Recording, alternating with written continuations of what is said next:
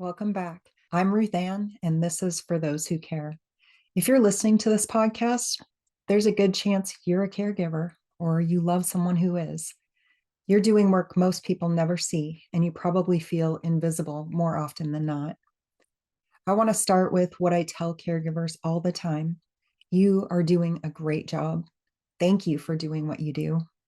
Your work is some of the most important work in the world.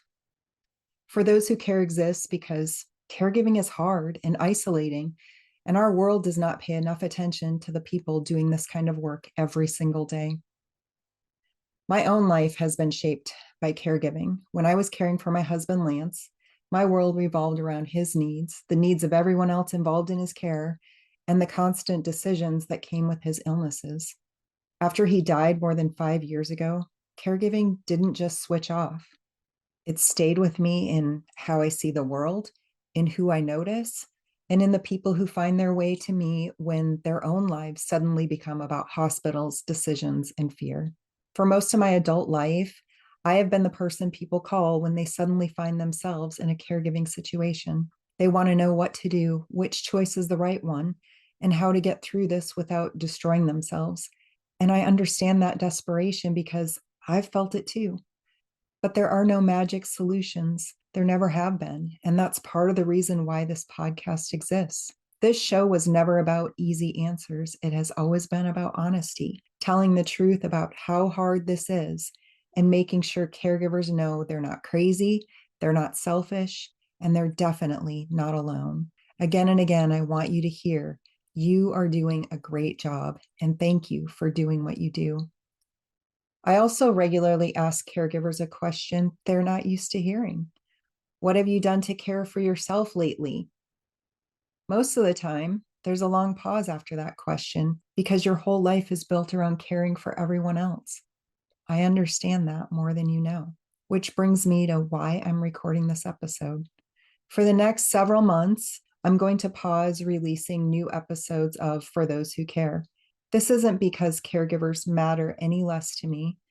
It isn't because the stories have run out. It's because, like you, I have limits, even when it comes to work I deeply believe in. Right now, I'm finishing school, something I waited 30 years to do. It's part of the long process of rebuilding my life after many years of caring for Lance and then learning how to live after he died, which I'm still learning how to do. Much like the choices you face, I've had to look honestly at my own situation and ask, what can I realistically carry right now? What choices can I live with in the long run?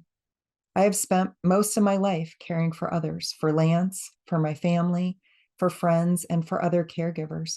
I don't regret that. It's who I am. But I also know that if I want to keep caring for others well, I have to pay attention to my own life and my own health too. Pressing pause for a few months is one of those hard choices. It is definitely not the easy choice. The easy thing would be to keep pushing myself to pretend I can do everything and ignore what that's costing me, much like what I did as a caregiver. But I know what it feels like to live with decisions for a very long time, and I need this one to be intentional. Here's what this means for you. The episodes that are already here will still be available. If you're new, you can start from the beginning and listen in whatever order fits where you are. The first few episodes do tell my story if you're interested in that. If you've been listening for a while, you may notice that different conversations speak to you differently as your caregiving story changes. You can keep sharing episodes with other caregivers, especially those who feel invisible and are desperate for someone who understands.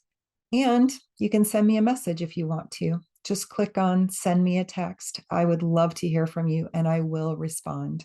My hope is that even without new episodes for a little while, this podcast will continue to do what it was created to do. Remind you that your work matters, that your feelings are valid, and that you are not alone, even when it feels like the rest of the world has looked away.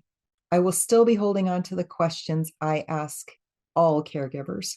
What have you done to care for yourself lately? And how are you really doing?